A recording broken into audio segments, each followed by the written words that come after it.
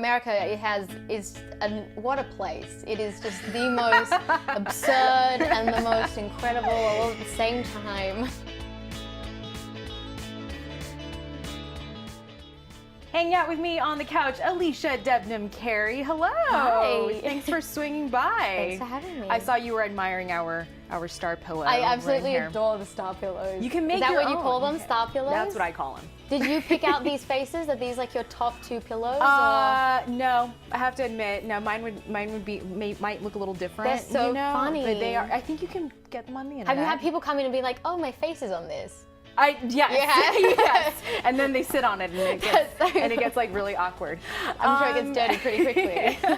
You play Alycia on Fear the Walking Dead. That's not confusing. I know. I've started the whole thing. I feel like when I first found out about the show, the dummy sites, which you get so that they're not released to the public or anything, information, the character's called Ashley, and so I just assumed like, oh, it's fine, like, it's completely different. Right. And then when I read the actual script, it was Alycia, and for some reason in my head it didn't change anything for me. I was just like, oh yeah, that makes sense, and she seems like Alycia. It's spelled slightly differently. Yeah. So that makes all the difference. Grounded, and it felt different. But now I'm starting to do these promo runs, and everyone's like, so that must be weird, and I'm like, oh god, maybe it is weird.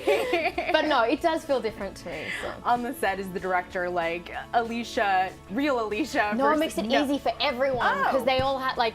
Because often a lot of actors you get called by your character name. For me, it's just like, I mean, if you don't know, then you're obviously not paying attention to the show. If you don't know, now you know, right?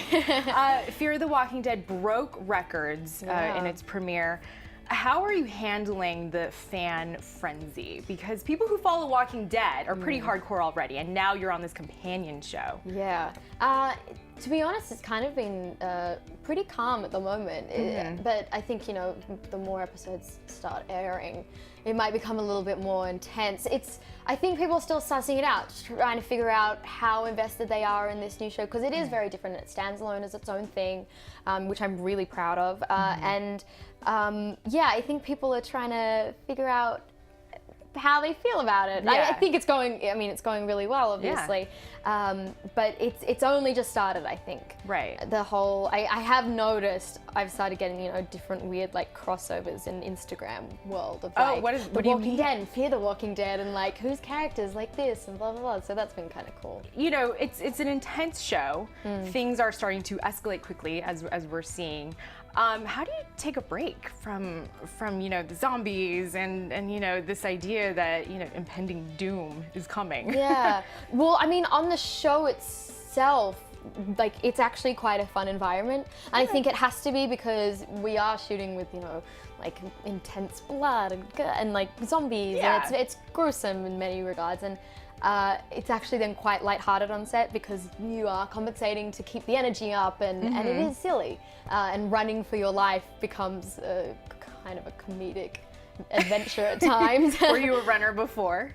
Luckily, I've had some experience with stunts. Escaping zombies? But escaping zombies is a very new thing. Oh, okay, all right. Yes, but the running part I have had a lot of, because I've done, it seems like the genre that I keep being attracted to is somewhat post-apocalyptic or like disaster. What draws you to these roles and to these environments? You talked about like this is kind of the genre that you're in now. Yeah, I mean, I think it's also a very popular genre at the moment too. Okay. It's a theme that's very relevant to our society right now. A lot of themes in movies and TV shows right now are post-apocalyptic and the destruction of civilization and what we are doing to humanity and our environment. And so it is in the zeitgeist, and it is an important theme right now. And so it's hard to escape. It permeates every kind of form of media, I find, at the moment. And it is relevant then to me because, well, our world is going through a similar sort of change, and a lot of that is, from humans, and so I think it's interesting to investigate. Now, were you a fan of The Walking Dead before you signed on to the show? I started watching it after I got the role. Okay. Because I was like, research, which was really just an excuse for me to like binge watch a lot of TV. There you go. Yeah. But then I was super into it by the time that I At least you had a good excuse. I mean, I have no excuse. Yeah. Most of us have no excuse for that. Sure, we can call it an excuse. That's what I've been going with. You've been living in the States for 4 years now. You're originally from Sydney. How do you like it? How do you like it? You know, I love it now. America, what a place. It is just the most absurd and the most incredible all at the same time. What's the most absurd thing you've seen since you've moved here? Oh, you know what was great? I was driving from the airport the other week, and it was a cab driver and me, and we both were looking out the right side window, and it was West Hollywood Jesus, which is this homeless man that dresses up as Jesus. Okay. And he just walks around West Hollywood, and we both just looked out the window and we were like, yeah, you just don't get that anywhere else. What's your favorite part about being here? The hustle.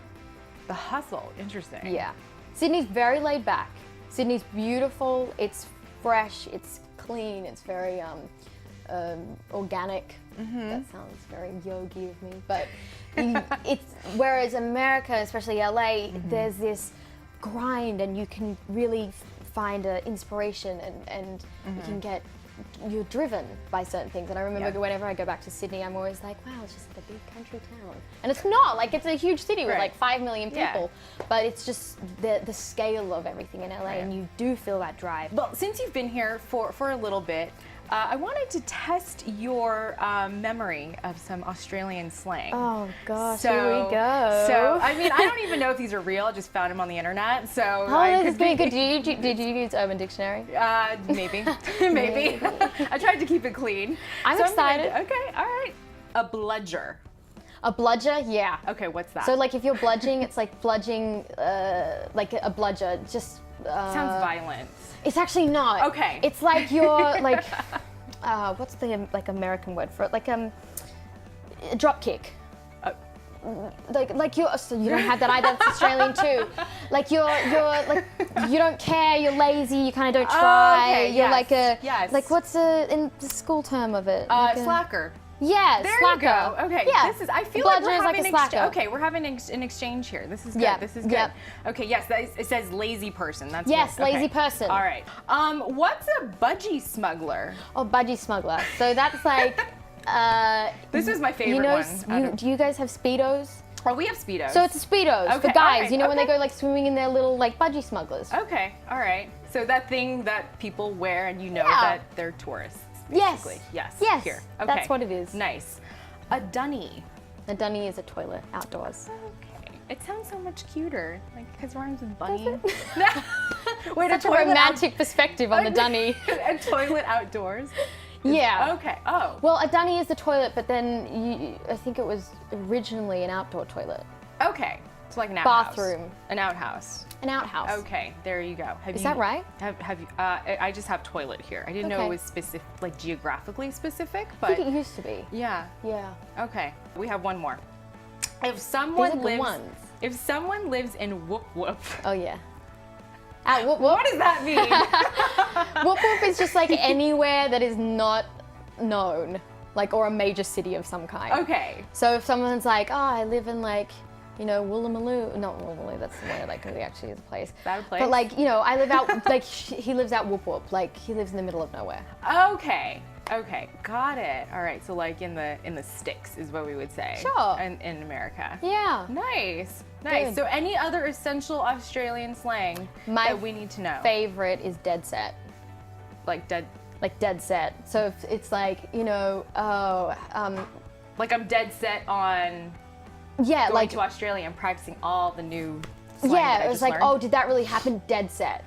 Totally. That's not how we use it here. Yeah, I heard that too. You guys use it differently. But so dead what does set, that mean? Like it's like for sure, like absolutely dead set. Like okay. Totally. I'm dead set on dead set. power walking my way through the zombie apocalypse with Alycia Debnam-Carey. And your aerodynamics. In our aerodynamic helmets and our walking poles. Dead it's gonna set. be a good dead set. Did set. Did I do that right? I don't know. That sounded kind of Kiwi, actually. Oh, I tried. No, you were close. So, yeah, it's like the same it's like the closer country you could get okay, to there, us. There so. you go. I mean, you can like take a ferry over there, right? Yeah. Is that how it works? No, I'm kidding. I know that's not how it works. Alycia, it's been so nice having you hanging out. And how do you say goodbye in Australian? Is there like a slang word for? See you later. See you Oh, later. well, yeah, Because we good could. day is like a hello, but Okay. see, I don't know if that's not. It's not very All exciting. right. Is it? So I'm maybe we should do sorry. an American one. Peace out, right? Sure. Peace out. Peace out.